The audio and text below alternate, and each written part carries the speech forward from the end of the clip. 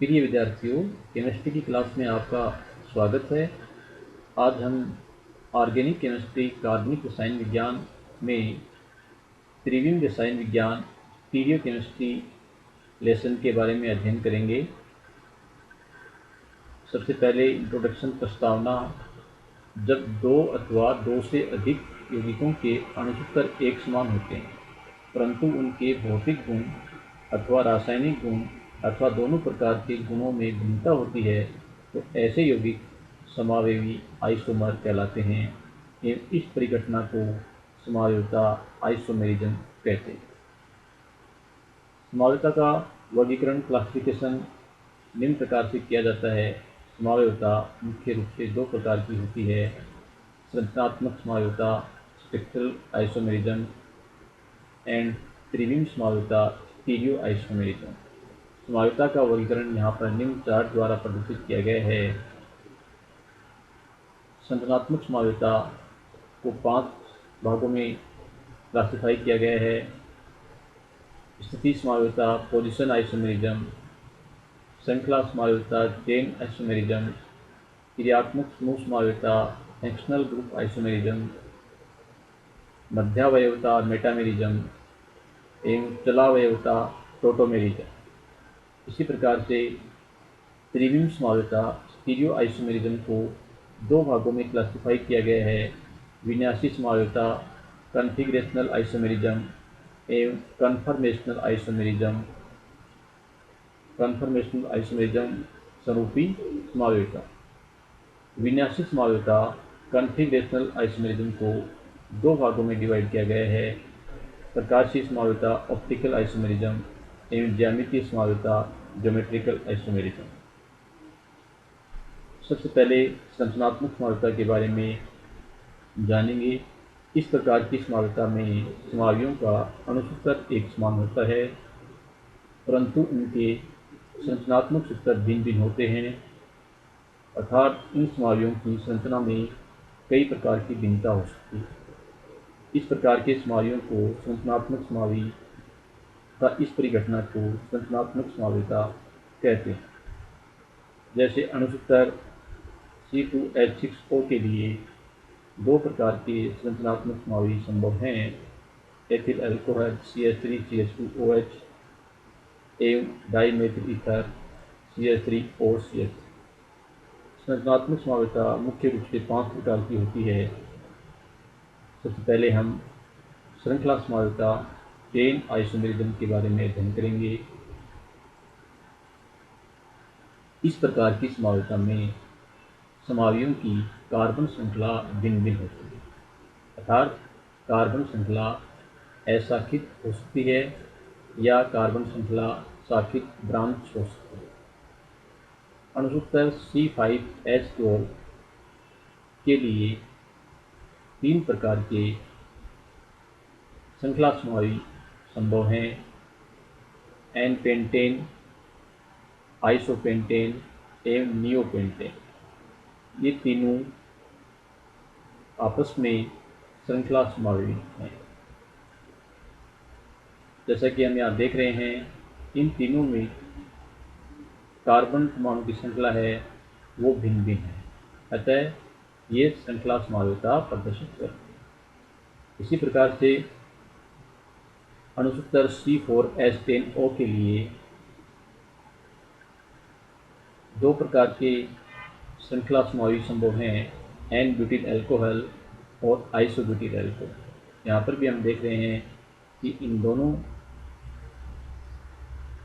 यौगिकों की जो श्रृंखला है वो भिन्न भिन्न है, अतः ये श्रृंखला समावयवता प्रदर्शित करते हैं। नेक्स्ट, स्थिति समावयवता पोजीशन आइसोमेरिज्म। इस प्रकार की समावयवता समान कार्बन श्रृंखला में क्रियात्मक समूह, प्रतिस्थापी, डबल बॉन्ड अथवा ट्रिपल बॉन्ड की भिन्न भिन्न पोजीशन के कारण प्रदर्शित होती है, अर्थात इस प्रकार की समावयवता में समावियों की संरचनाओं में क्रियात्मक समूह अथवा प्रतिस्थापी समूह की केवल पोजीशन भिन्न भिन्न होती है, अतः क्रियात्मक समूह या प्रतिस्थापी समूह की पोजीशन भिन्न होने के कारण से समावयवता प्रदर्शित की जाती है। फॉर एग्जांपल C4H8 के लिए दो प्रकार के पोजीशन आइसोमर संभव हैं, 1 ब्यूटीन और 2 ब्यूटीन। यहाँ पर हम देख रहे हैं कि डबल बॉन्ड की जो पोजीशन है वो इन दोनों में भिन्न भिन्न है, अतः ये एक दूसरे के पोजीशन आइसोमर हैं।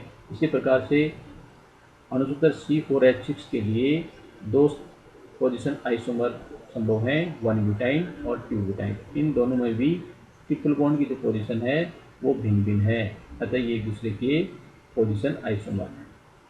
अणुसूत्र C3H8O के लिए दो प्रकार के पोजीशन आइसोमर पॉसिबल हैं, 1 प्रोपेनॉल और 2 प्रोपेनॉल। यहाँ पर हम देख रहे हैं कि OH जो क्रियात्मक समूह है उसकी पोजीशन है वो इन दोनों में भिन्न भिन्न है, अतः ये एक दूसरे के स्थिति समावयवी हैं। एवं अणुसूत्र C2H4Br2 के लिए दो प्रकार के पोजीशन आइसोमर पॉसिबल हैं, जिसमें यहाँ पर दो प्रतिस्थापित समूह हैं वो एक ही कार्बन पर जुड़े हुए हैं, अतः ये 1,1 डाई ब्रोमो एथेन। एवं यहाँ पर प्रतिस्थापित समूह निकटवर्ती कार्बन पर जुड़े हुए हैं, अतः ये 1,2 डाई ब्रोमो एथेन। ये दोनों एक दूसरे के पोजीशन आइसोमर हैं। इसी प्रकार से C6H4Cl2 ये तीन पोजीशन आइसोमर पॉसिबल हैं। यहाँ पर हम देख रहे हैं कि दो Cl हैं वो एक दूसरे से 1,2 पोजीशन पर हैं, अर्थात ऑर्थो पोजीशन पर हैं, 1,2 डाइक्लोरोबेंजीन। यहाँ पर Cl हैं वो 1,3 पोजीशन पर हैं, अतः 1,3 डाइक्लोरोबेंजीन। इस पोजीशन को मेटा पोजीशन भी कहते हैं। यहाँ पर Cl प्रतिस्थापी 1,4 पोजीशन पर हैं, अतः ये 1,4 डाइक्लोरोबेंजीन। इस पोजीशन को पैरा पोजीशन भी कहते हैं, अतः 1,2 डाइक्लोरोबेंजीन, 1,3 डाइक्लोरोबेंजीन एवं 1,4 डाइक्लोरोबेंजीन आपस में पोजीशन आइसोमर हैं, अर्थात ऑर्थो, मेटा एवं पैरा पोजीशन आइसोमर होते हैं। नेक्स्ट, क्रियात्मक समूह समावयवता, एक्सटर्नल ग्रुप आइसोमेरिज्म।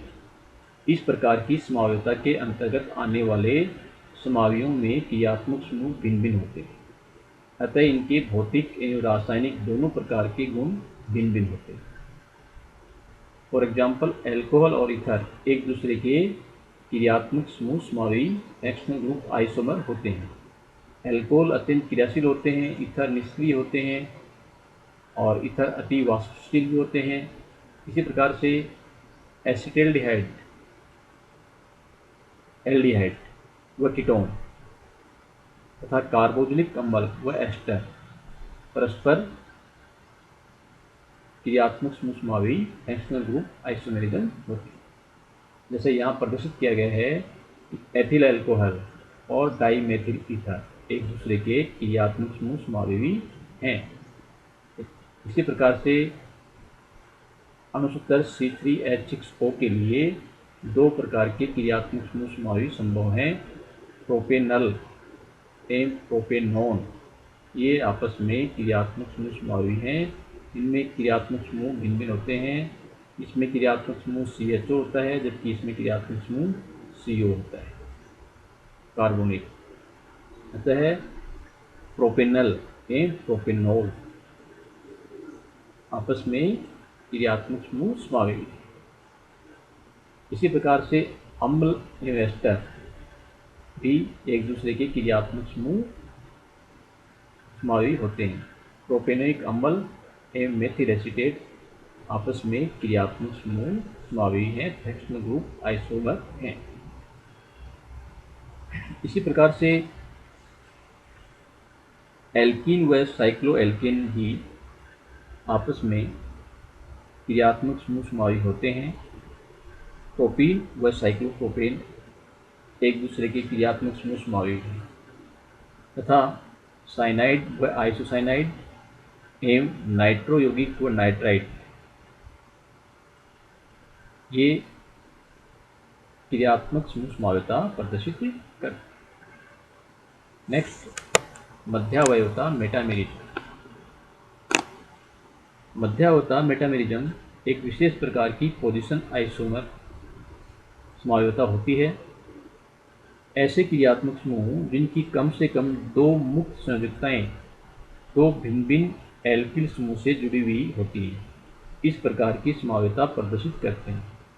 उदाहरण के लिए ईथर, कीटोन, द्वितीयक सेकेंडरी एमीन व टर्सरी तृतीयक एमीन इस प्रकार की समावयवता प्रदर्शित करते हैं। फॉर एग्जाम्पल, अणुसूत्र C4H10O के लिए यहाँ पर इसके लिए 3 मेटामेरिज जो आइसोमर हैं वो संभव हैं, diethyl ether, methyl n propyl ether एवं मेथिल आइसोप्रोपिल ईथर। ये आपस में एक दूसरे के मध्यावयवी समावयवी हैं। इसी प्रकार से सेकेंडरी एमीन भी मध्यावयवता प्रदर्शित करता है।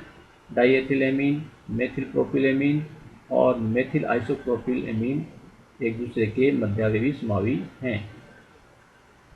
एस्टर भी मध्यावयवता मेटामेरिज्म प्रदर्शित करते हैं।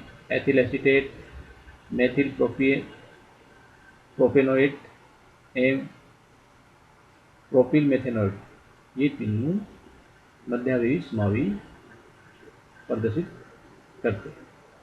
नेक्स्ट, चलावयवता टोटोमेरिज्म।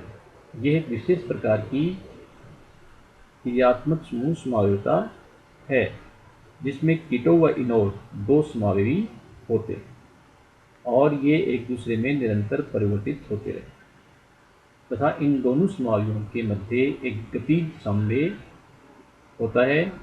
इस प्रकार की समावयवता में अणुओं के मध्य एक पाई बंध और एक प्रोटॉन के चलायमान होने के कारण से यह समावयवता उत्पन्न होती है। अतः दोनों समावयवों को चलावयवी टोटोमर तथा समावयवता को चलावयवता टोटोमेरिज्म कहते हैं। जैसे यहाँ प्रदर्शित किया गया है, कीटो समावयवी में CO समूह उपस्थित होता है और इनोल में कार्बन डबल बॉन्ड कार्बन के साथ OH समूह जुड़ा हुआ होता है। ये दोनों रूप एक दूसरे के साथ गतिज साम्य में उपस्थित होते हैं। यहाँ पर गतिज साम्य को बोथ साइड एरो के चिन्ह द्वारा प्रदर्शित किया जाता है। इनमें से एक कीटो समावयवी होता है और दूसरा इनोल समावयवी होता है। अतः इस समावयवता को कीटो इनोल समावयवता भी कहते हैं। Acetoacetic ester, acetylacetone keto enol समावयवता प्रदर्शित करते हैं। एसीटोन, इसमें CO कीटो ग्रुप उपस्थित है एवं इसका इनोल फॉर्म प्रोप 1in2O, यहाँ पर डबल बॉन्डेड कार्बन के साथ OH समूह अटैच है। अतः ये इनोल फॉर्म होता है, जबकि कीटो फॉर्म में CO समूह उपस्थित होता है। कीटो फॉर्म और इनोल फॉर्म एक दूसरे के साथ साम्य में उपस्थित होते हैं। अतः एसीटोन एवं प्रोप 1in2O कीटो इनोल टोटोमेरिज्म प्रदर्शित करते हैं। इसी प्रकार से एसिटो एसिटिक एस्टर भी चलावयवता प्रदर्शित करता है। यहाँ पर हम देख रहे हैं कि कीटो फॉर्म में CO क्रियात्मक समूह उपस्थित है एवं इनोल फॉर्म में डबल बॉन्डेड कार्बन के साथ OH क्रियात्मक समूह उपस्थित होता है। ये दोनों रूप एक दूसरे के साथ गतिज साम्य में उपस्थित होते हैं। कीटो फॉर्म अधिक मात्रा में उपस्थित होता है और इनोल फॉर्म कम मात्रा में उपस्थित होता है। नेक्स्ट, त्रिविम समावयवता स्टीरियो आइसोमेरिज्म।